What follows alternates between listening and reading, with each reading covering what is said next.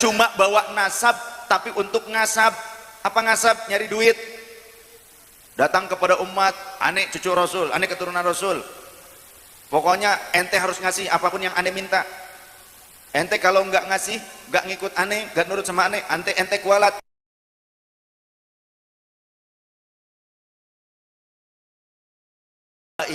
Sadatul Alawiyyin, ashraf jamak dari syarif, sadah dari sayyid, ya, habaib dari habib. Harusnya justru lebih peka dengan ajaran Rasul. Jangan cuma bawa nasab tapi untuk ngasab. Apa ngasab? Nyari duit. Datang kepada umat, ane cucu Rasul, ane keturunan Rasul, pokoknya ente harus ngasih apapun yang ane minta. Ente kalau nggak ngasih, nggak ngikut ane, nggak nurut sama ane, ente kualat. Kalau ente mau berkat, apa tuh? Ya ikut tahlilan. Iya kan, kalau ikut tahlilan kan dapat berkat biasanya. Tiblak. Kadang ada dogma yang terjadi di masyarakat seperti itu, sehingga kadang di antara mereka sendiri saling apa? Saling rivalitas, adanya rivalitas. Kalau ada yang lain kira-kira mungkin lebih disayang masyarakat, lebih dipakai sama masyarakat, tausiah dipakai, jadi ngurung ngaji, jadi ikutin sama masyarakat. Nah, ada yang ternyata tidak senang. Karena apa? Mungkin kurang modal. Modal apa? Modal ilmu. Karena modalnya biasanya pakai modal nasab doang. Jadi ketika ada sadah yang lain, ada sayyid yang lain yang bermodalkan akhlak, bermodalkan ilmu, akhirnya tidak senang. Gimana caranya untuk menjegal nih? Oh, buatlah fitnah atau lain sebagainya. Karena apa? Karena orang ini merasa bahwa sadah yang bermodal ilmu dan akhlak yang baik itu menjegal urusan duit mereka. Yang tadinya mudah dapat dari masyarakat, kalau pengen apa tinggal minta, gitu kan? Nah, ada yang seperti itu. Maka pentingnya ngaji kepada ulama yang akhlaknya mulia, kepada guru mursyid yang punya sanad ilmu sampai Rasulullah, yang tujuannya apa? Supaya terlebih kami ahlul bait Nabi ini supaya bisa meneruskan Rasulullah menjadi uswah hasanah, jangan menjadi uswah qabihah. Jangan sampai kita punya nasab nyambung sampai Rasulullah tapi gak memberikan contoh yang baik untuk masyarakat, akhlaknya tidak menjadi uswah hasanah. Cobalah pelajari bagaimana sisi kehidupan Rasul. Gak usah yang gede-gede kita pakai kitab, makanya harus kembali ke kitab. Nah, kalau di NU itu apa-apa harus pakai kitab. Ba'tul Masail menyampaikan sebuah pendapat pun harus ada maroji'nya, harus ada referensinya, kitabnya apa, itu di NU. Jadi nggak asal cuap. Tentang bagaimana sisi kehidupan Rasul, contoh sajalah, gak usah yang gede-gede kitabnya.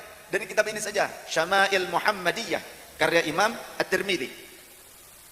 Rasul sallallahu alaihi wasallam kemudian juga ada di dalam kitab yang lainnya seperti Ahlu Muhammadin, Ahlu Baitin Nabi sallallahu alaihi wasallam karya As-Sayyid Muhammad bin Nuh, ya, Bogor. Ada lagi, itu juga menukil tentang riwayat Rasul. Suatu hari Rasulullah masuk ke rumah putrinya, datang menyambangi putrinya Sayyidah Fatimah radhiyallahu anha. Lantas kemudian Rasul melihat Sayyidah Fatimah menggunakan kalung emas. Terus Rasulullah berkata, wahai Fatimah putriku, jangan sampai orang-orang mengenal engkau sebagai anakku, tapi engkau berkalungkan api neraka. Masya Allah. Rasulullah datang ke rumah putrinya Sayyidah Fatimah radhiyallahu anha, putrinya menggunakan kalung. Mungkin kalungnya itu di luar jilbabnya, artinya pakai jilbab kemudian pakai kalung, gitu kan? Bukan kalungnya di dalam, bukan, tapi terlihat dipakainya di luar jilbab, di luar pakaian, pakai kalung emas min dhahabin. Kemudian Rasul berkata seperti itu, wahai putriku, jangan sampai orang-orang mengenal engkau sebagai putriku, sebagai putrinya Rasulullah sallallahu alaihi wasallam, putrinya Muhammad sallallahu alaihi wasallam, kata baginda Rasul, tapi engkau berkalungkan api neraka. Maka kemudian lantas Rasulullah sallallahu alaihi wasallam pergi meninggalkan putrinya tanpa senyuman. Lalu Sayyidah Fatimah radhiyallahu anha membuka kalung emas tersebut dan menjualnya, kemudian memerdekakan seorang budak belian. Ada seorang budak belian dibeli dengan hasil penjualan kalung emas tersebut, kemudian dimerdekakan oleh Sayyidah Fatimah. Dan sampai kemudian Sayyidah Fatimah datang membawa budak belian tersebut yang sudah dimerdekakan ke hadapan ayahnya, ke hadapan Rasulullah, dan berkata, ya Rasulullah, ayahku, aku sudah jual kalungku, pemberian dari suamiku, dari Ali Abul Hasan.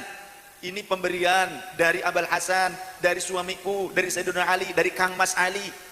Bukan Ali Rito. Ya. Dari Kang Mas Ali.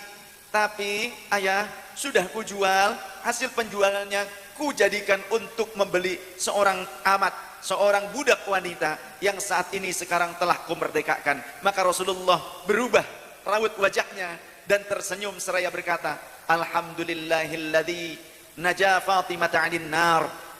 Alhamdulillah, segala puji bagi Allah yang telah menyelamatkan Fatimah, menjauhkan Fatimah, menyelamatkan Fatimah dari api neraka. Subhanallah. Ini sifat Rasul, pelajaran pendidikan Rasul kepada keluarganya dengan sifat zuhud. Lantas pertanyaannya, apakah kita tidak boleh yang wanita menggunakan kalung emas? Boleh. Boleh menggunakan kalung emas. Tapi jangan sampai kita pakai jilbab, pakai pakaiannya syar'i, tapi kalau emasnya di luar apalagi rembel. Itu seperti tukang emas keliling. Tukang emas keliling. Jadi boleh. Yang tidak boleh laki-laki. Nah sekarang kita ngaku umat Rasulullah, banyak yang ngaku umat Rasulullah, tapi ternyata laki-laki, tapi menggunakan kalung emas. Ya, aduh. Jika Cina tuh parep teman. Mending lawan kasep, hidung bisa caget truk. Ya, irang pula. Ya, udah hitam caket truk. Bau ketek pula, mau pakai kalung emas. Ya ampun. Nah, jangan sampai mengaku sebagai umat Rasulullah tapi ternyata kita tidak mengikuti uswahnya. Supaya kita bisa mengikuti uswahnya bagaimana? Buatlah diri kita selalu mengingat Rasul. Buatlah diri kita mencintai Rasul. Bagaimana kita bisa mencintai Rasul? Caranya terus sebut namanya. Dengan cara apa? Tentunya bersolawat. Karena solawat ketika terus menerus terucap dari lisan kita, kita akan terngiang-ngiang asma Sayyidina Muhammad sallallahu alaihi wasallam. Ketika kita terus menerus bersolawat kepada Rasulullah, kita akan merasa rindu dengan Sayyidina Muhammad. Allahumma shalli wa sallim wa barik alaihi. Ketika kita terus mengucapkan bibir kita, lidah kita basah dengan salawat kepada baginda Rasul, maka kita akan merindukan Sayyidina Muhammad.